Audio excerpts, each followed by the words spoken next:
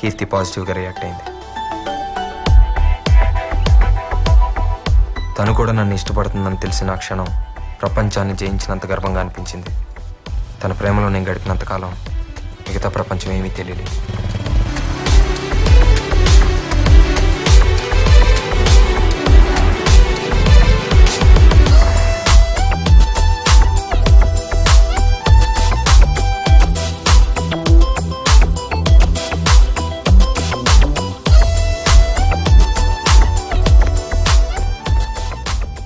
Third year exams అయిపోయినాయి.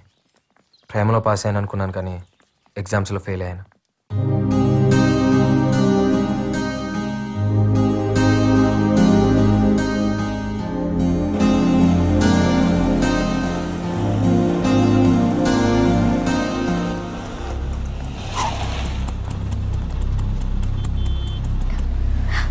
Karthik, daddy. ఏంట్రా ఇది? ఇంకోసారి మా అమ్మాయితో కనపడ్డావా పోలీస్ కంప్లైంట్ ఇస్తాను. కీర్తి వాళ్ళ ఫాదర్కి మా విషయం తెలిసిపోయింది. తను ఇమీడియట్గా హైదరాబాద్ తీసుకెళ్ళిపోయారు. ఈ కాలం ప్రేమల మీద నమ్మకం లేని ఆయన నా మీద కేసు పెట్టి అరెస్ట్ చేయించారు. ఎప్పుడు పోలీస్ స్టేషన్ గడప తొక్కని మా నాన్న నా కోసం స్టేషన్కి వచ్చి నన్ను విడిపించుకెళ్లాల్సి వచ్చింది. ఆ క్షణం ఆయన కళ్ళల్లోకి చూసే ధైర్యం లేకపోయింది. ఆ చూపు నేను ఎప్పటికీ మర్చిపోలేను.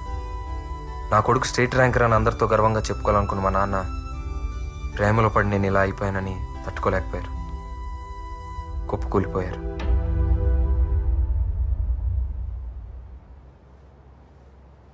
என்னங்க இது இவ்வளோ நேரம் தூங்கிட்டு இருக்கீங்க? எழுந்துருங்க. என்னங்க என்னங்க என்னங்க எழுந்துருங்க. கார்த்திக், என்னங்க கார்த்திக், என்னங்க எழுந்துருங்க. எழுந்துருங்க. என்னாச்சுப்பா?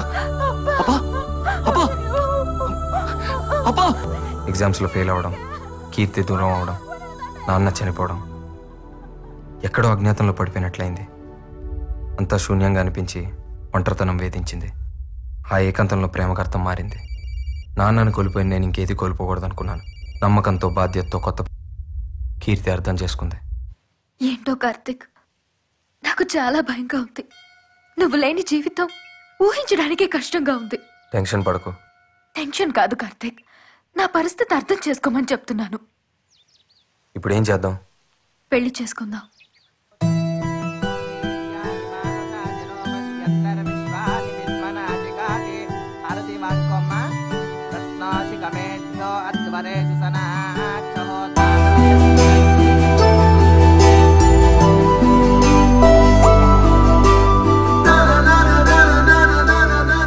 కానీ నాకు జాబ్ వచ్చి కెరీర్ సెటిల్ అయ్యేంత వరకు ఈ విషయం ఎవరికీ తెలియకూడదని నిర్ణయం తీసుకున్నాను. నేను జాబ్ కోసం బెంగళూరులో ట్రై చేస్తున్నప్పుడు నువ్వు కీర్తిని చూసావు. ఏంటి డల్గా ఉన్నావు? ఏమైంది? వాడెవడో తెలీదు గాని నన్ను చాలా డిస్టర్బ్ చేస్తున్నాడు. నేను ఎక్కడికి వెళ్ళినా నా వెనకాలే వస్తూ లవ్ చేస్తున్నానని టార్చర్ చేస్తున్నాడు. అందమైన అమ్మాయిలకి కామన్ ప్రాబ్లమేగా. సరే వదిలే, చూద్దాం. అలా అంటావేంటి? ఈ పాటికి నేను మంచి జాబ్ లో సెటిల్ అయ్యేదాన్ని. దాన్ని చెడగొట్టాడు. నాకు అసలు మనశ్శాంతి లేకుండా చేస్తున్నాడు. వాడిని ఏం చేయాలో తెలియడం లేదు. ఎవడాడు? అర్థమయ్యేలా చెప్తే ఎవరికైనా అర్థమైంది. ఆ సంగతి నాకు వదిలే. కీర్తిని డిస్టర్బ్ చేస్తున్నా నిన్ను కొడదామని నీ కాలేజ్కి వెళ్ళాను. హలో బాస్, ఇక్కడ నారాయణ అంటే ఎవరు? మీరెవరు బాస్? అతనితో నాకు కొంచెం పని ఉంది. తను ఈ మధ్య కాలేజీకి రావట్లేదే. మరి తను ఎక్కడున్నాడో తెలియాలంటే మేబీ వాళ్ళ నాన్న పనిచేసే వర్క్షాప్ దగ్గరికి వెళ్తే ఏమైనా ఇన్ఫర్మేషన్ దొరకవచ్చు. Okay, thanks. ఏమండి ప్రభాకర్ గారు ఉన్నారా? ఎక్కడుంటాడు? వాడి కొడుకు చేసిన మనసు గాయానికి గాయాలతో హాస్పిటల్లో బెడ్ మీద చావు బతుకుండా ఉన్నాడు. అంటే ఉంది, చదువుకోవడానికి కాలేజీకి పంపిస్తే ప్రేమే జీవితాన్ని తిరుగుతూ జీవితమే లేకుండా చేసుకుంటున్నాడు. నీ గురించి పూర్తిగా తెలుసుకున్నాక నీ విషయంలో ఏం చేయాలనుకుంటున్నానో కీర్తికి చెప్పాను.